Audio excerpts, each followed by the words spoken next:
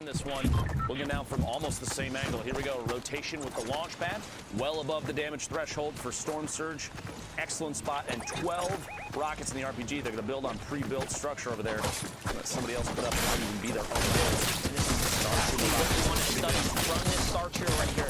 Zone 6, they go for the high ground. So they're actually going to take the high ground. They're going to catch 2 on the knock right there, which means that team is really hurting now. That's going to be Voron who gets taken out there. Voron was also in the top 5, if I'm not mistaken.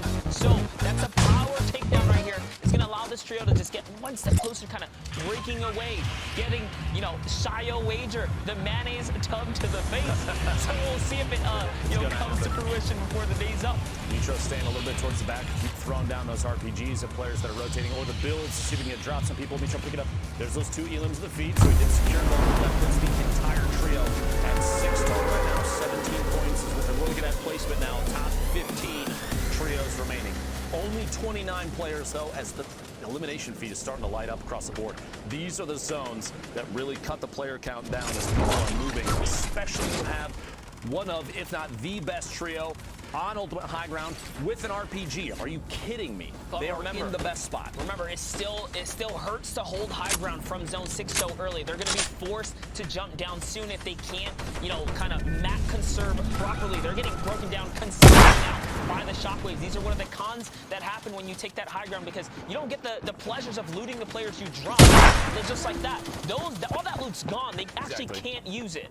And every time you hear a shockwave, you'll see these players snap and look up in the air to see if they can try and find who's on the fly. In case you have free shots, as that elimination is secured. Mitro picking up a knock on Falconly in the feet. Another one for the trio. 7 remaining. I've got to say, if this is not a win for this team, I don't know what is. It's going to be a close one. Mongraal actually did not have any more AR left in his gun. There's no more RPG left here. It's a straight-up shotgun battle. This is a crucial elim. That's going to get them some of the resources that they need to hold this high ground here. And it looks like it's cutting back across, so lucky for them, they're going to be able to kind of reuse some of their resource here. We have a couple players left in the game here. Red Rush in the low ground. Shotgun as well. Just raining fire. That tac sub SMG so good for shredding through builds right here. And honestly, they can pierce through the turbos, like right there. These are the shots. Good pressure right here from Mitro, putting down the fire, putting all the ammunition to use here.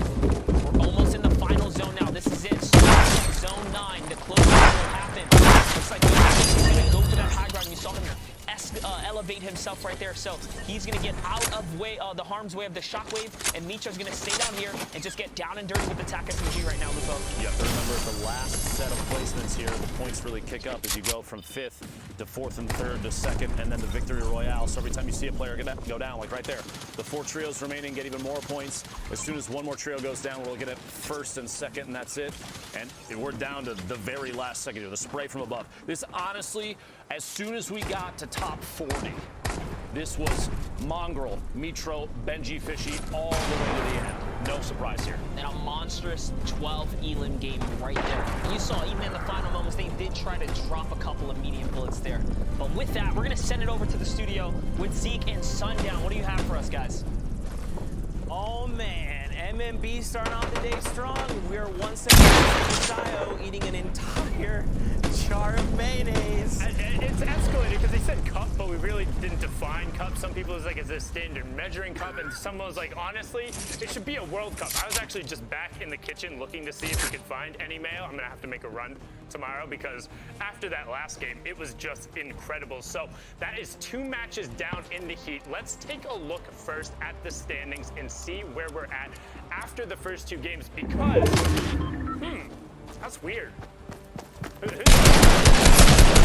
Shayo eat mayonnaise. I mean, I think so it the one reads. thing, and we saw they had a number of elims. They were in actually 4th place after the first match, but then the 12 elim plus the victory royale. Zeke talking about it. Every single one of them being 8 point, and then the victory royale being 15 as well, pushing them up to 38. They're already 7 points clear of Balcony Robots and the Vic, who've been playing very well. 19 elims there is pushing them 5 points clear of Amplify Miro and Mapso, who had it. I mean, it's been an... A quick little apology. Based on the score, I had assumed that because Mapso, Miro, and Amplify had first place, that they had the Victory Royale. They, in fact, did not. So, my apologies. All we were given was placement on the screen. That's my bad. Back to you. We got to keep him honest, and we love him very much for it. But don't forget, the top 8 are moving on from this Heat. So right now, you must be this tall to ride. So we're looking at just top 8 the points. 18, that's just like a victory round in and of itself. So even if you get the victory round with 3 eliminations, you can now look to strike up in the top 8. So and we're only in the 2nd game. We're about to head into game number 3. Spell for like... Yeah, you just have to stay consistent. You have to not fear. Okay, if you're able to get in, get situated, get a couple of eliminations, get some placement points in there. As you can see right now, to be on the first page, it's 11 points up there. But one thing I do want to take a look at here is some of the gameplay that came out from Mongrel, Mitro, and Benji. They were able to play so well, and Lupo even hinted at it, saying at around like top 40 or so, you could kind of smell that they were going to have that victory out and had the sense of, hey, they were going to get high ground. They had everything they needed. It's like, oh, this looks like it's going to be a win from them. Let's hop on in and see how they're able to execute and get this done. And one thing you'll note is when they are on high ground, they're so incredibly disciplined with their angles. They're constantly looking around, adjusting, putting rockets towards their opponents, and then keeping working with each other to make sure that they're finding the right target. I mean, Mongrel's aim on people who are in the air, honestly, you'd think he's using a controller, the way these players just get beamed as they come through, but no, it is just his amazing throw. Just as Booster would say, that's crazy. Through 38 points up top, and again, always on the high ground. And for me, that's what's so impressive. In a meta where there's so many RPGs, so many shockwaves, the way they're able to not only get initial control, but then run the rest of the lobby without having to drop down and putting themselves in bad situations. They were never threatened. Count the number of times in this clip that bullets or anything are being shot back towards them. Everyone else is so focused on just trying to rotate and avoid damage from above that these guys don't have to do really anything in terms of defensive play, and they can just focus on going forward, and it seemed like it was just going to be a win. And honestly, I want to roll this all the way back to Xiaowei Just Beast talking about the retail drop spot and how your early game sets you up for an advantage. They have so many tools at their disposal, from ammunition to rockets to excess shields to having enough mats because they had rotations early on to hold the high ground. It just makes it so easy and so clinical.